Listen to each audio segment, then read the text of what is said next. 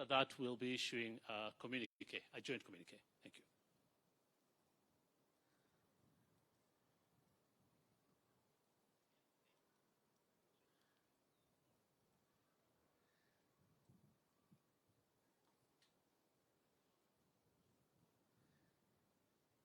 Ladies and gentlemen, His Excellency President William Ruto and President Isaias Afwerki.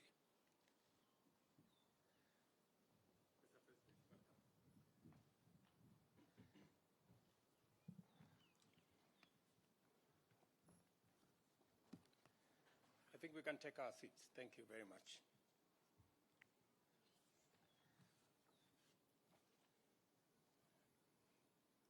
Your Excellency, President Isaias Afwerki, and your delegation, on behalf of the government and people of Kenya, I welcome you to Kenya.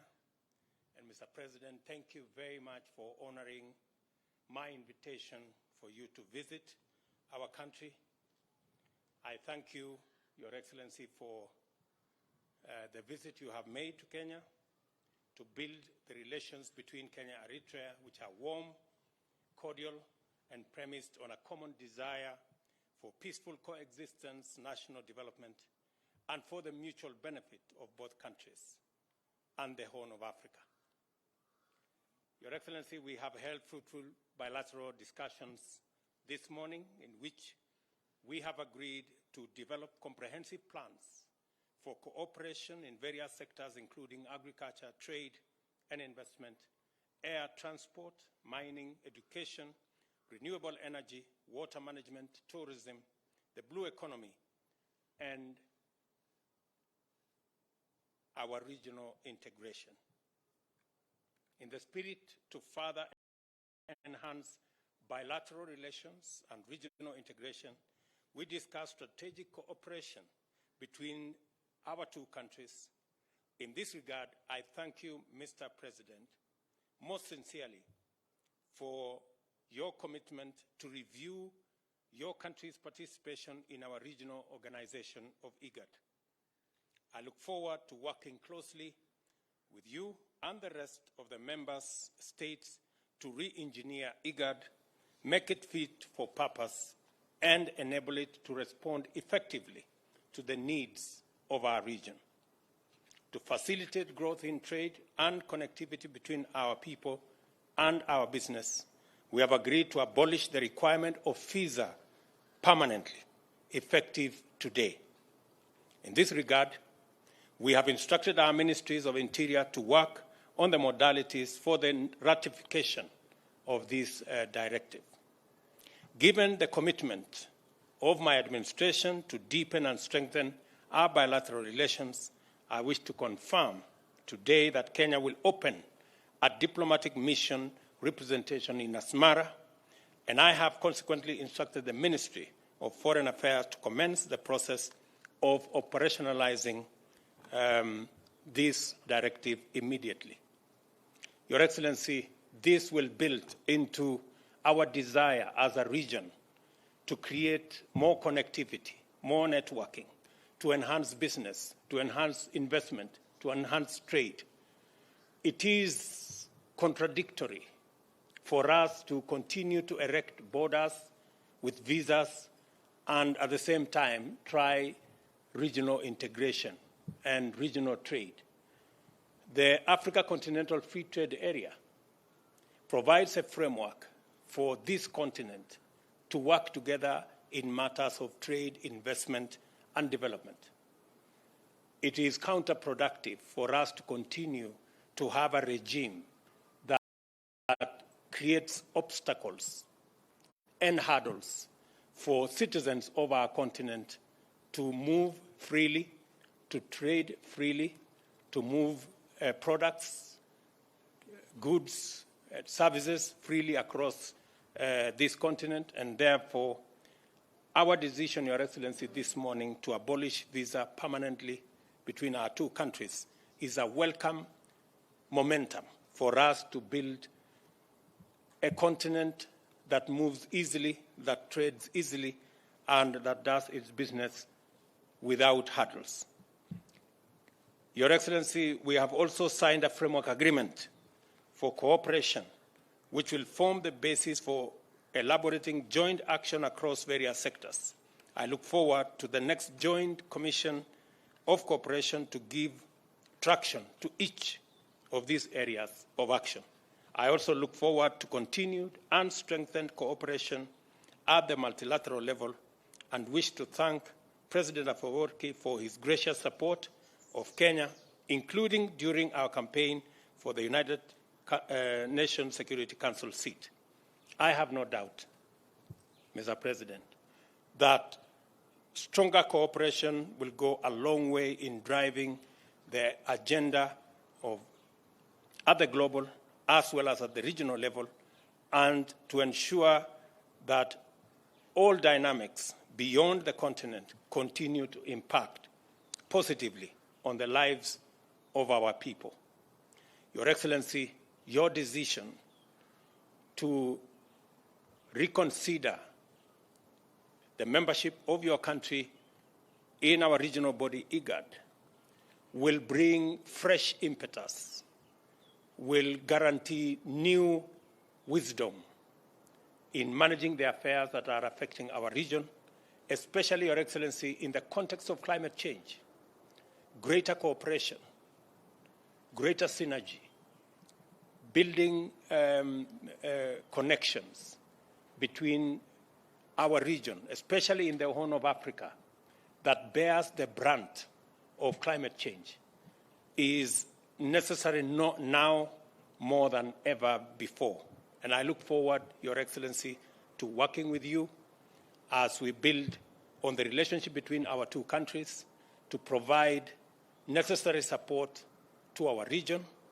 Your Excellency, your decision to review relations between your country and Ethiopia in 2018 was a momentous occasion for our region. Your wisdom in making sure that we build a more harmonious region speaks for itself. And I look forward, Your Excellency, to working with you to deal with the challenges we have in the Horn of Africa. And I want to single out your training of Somali soldiers who are helping us pacify Somalia. We have Kenyan troops there, and your support for the Somali government by training their troops helps Kenya in making sure that we deal with the challenge of insecurity, the challenge of terrorism in Somalia. And I look with you to ensure that we stabilize Somalia, we eliminate terrorism, and we build a much more secure region. I also look forward, Your Excellency, to working with you in resolving the issues in Sudan and South Sudan, and working with our brothers in Ethiopia to build a better region for all our people, and ensuring that we make this region attractive for investment and for trade and for business. Your Excellency, again, on my own behalf and behalf of the people and government of Kenya, I want to thank you, and it is my hope that I will have another opportunity to host you, Mr. President, and my dear brother, His Excellency Isaiah Afwerki, to this home, Kenya, again and soon. I know you call this place your home. Kindly convey my warmest regards on behalf of the people of Kenya to our brothers and sisters in the great country of Eritrea. Mr. President, thank you very much. Thank you. Mr. President, I would start by saying again, congratulate you for your presidency, number one. I congratulate you for this initiative you took to visit Asmara and inspire everybody, including myself, to face the challenge. And as the saying goes, don't add anything to a wise person's comments or comment.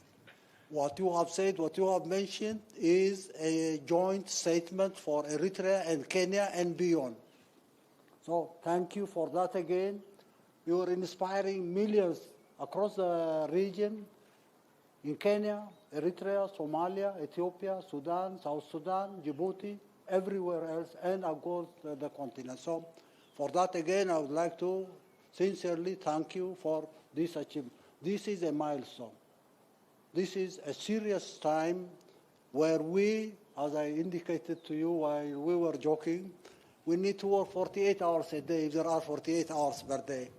We'll have to recoup our lost opportunity and work better in a very refined manner so that we can move faster and achieve what we have lost the last 2 decades and maybe more. Once again, I think this joint statement you have made is enough to explain what we are about. One very significant thing this morning, you talked about IGAD, your suggestion that we need to reconsider our membership to IGAD. I readily said, no question about that. We're rejoining or coming back again in IGAD with the idea of revitalizing this regional integration organization so that any meaningful bilateral cooperation between Kenya and Eritrea will have to be seen within the context of the integrated region. We cannot achieve bilateral goals without the broader integrated region that we have dreamt to create decades ago. This is no new invention. It's not reinvention. We are not reinventing anything. This is an obligation. In the name of the peoples of the whole region, we have to assume responsibility and revitalizing IGAD so that we can have a functional, real organization for the region is critical. Without that mechanism, ideals, goodwill will not be productive. We'll have to create an institution that is functional and result-oriented so that we can say we have changed the face of the region. I don't know where I can stop, but I will have to stop here and say your statement is a joint statement for everybody else. I would like to thank your team, our team, and the invited guests who've come to listen to this.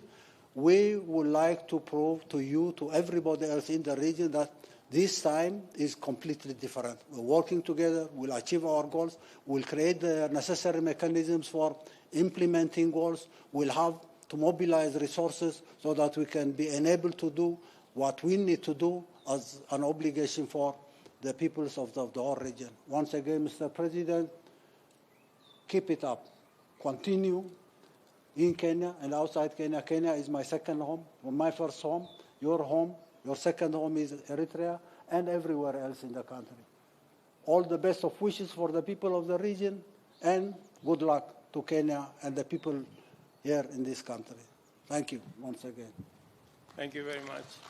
Your Excellencies, we have members of the local and international media. We're going to take about 3 questions. 3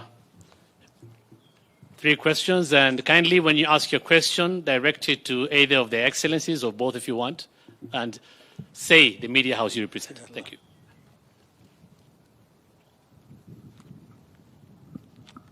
Thank you, Excellencies. My name is Emmanuel Igunza from BBC Africa. My question is to both of you, Excellencies, regarding particularly Ethiopia. Both of the countries are heavily invested in the peace and security in Ethiopia and also in the region. And part of the agreement that the country had made was for the withdrawal of Eritrean troops in Ethiopia, in Tigray region. Have you discussed this, and how do you think about this in terms of taking forward the peace process?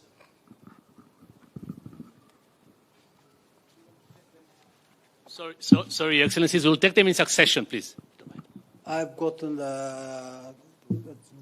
Repeat what I said. Can you repeat your question again?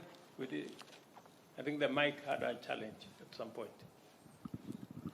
I just wanted to find out if you had further discussions regarding the peace process in Ethiopia. Part of it was the complete withdrawal of Eritrean troops in Tigray region, and how you see this as taking forward that peace process.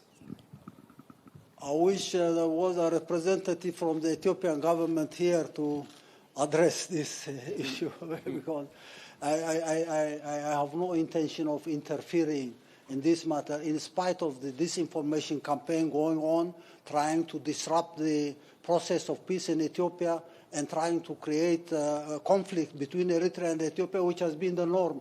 For those who come to promote their agendas in the region, we say enough is enough. Ethiopia will have to enjoy peace. The people in Ethiopia will have to enjoy peace. What happened in Pretoria and Nairobi is a continuation of the aspiration and wish of the peoples in Ethiopia and everywhere in the region. And Eritrea has no agenda, no plan of getting involved in this matter without the permission of the sovereign Ethiopian government. You talk about the withdrawal or no withdrawal. We've said this is nonsense. Don't provoke us to come to a misunderstanding on why are you bothered about Eritrean troops who are there or not there, come out and not come out.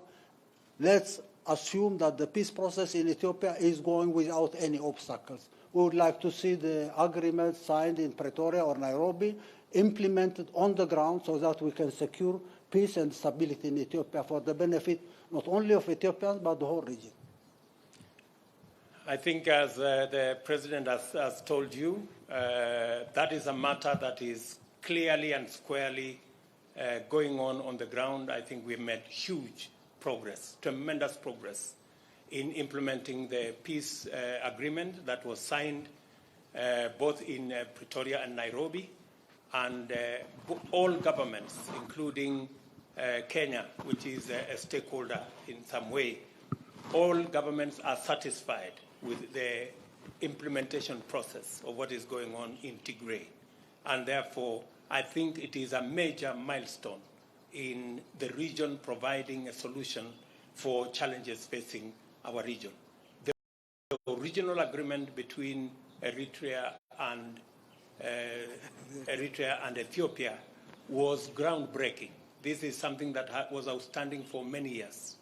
The fact that that was concluded peacefully in a progressive manner, and the fact that we are also making huge progress in ensuring that Tigray is safe and secure in accordance with the agreement that was signed is also testimony that the region is taking full charge of issues that affect our region.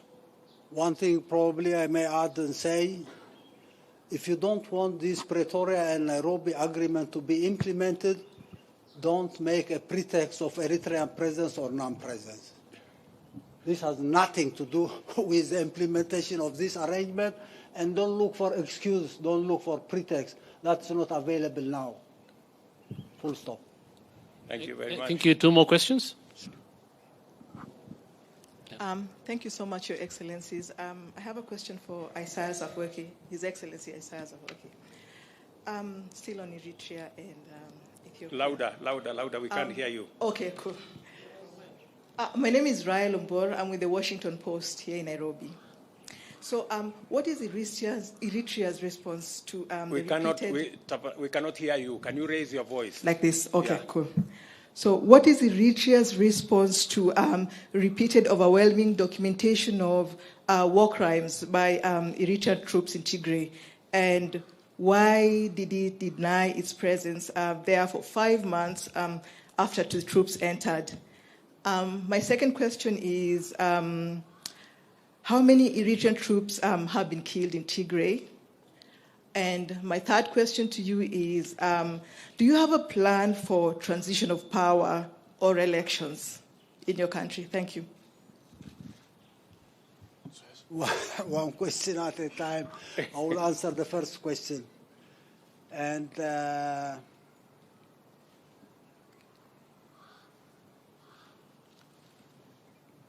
don't take Eritrea as a pretext for problems in Ethiopia or elsewhere in the whole region. First and foremost, I would like to repeat this again and again and say,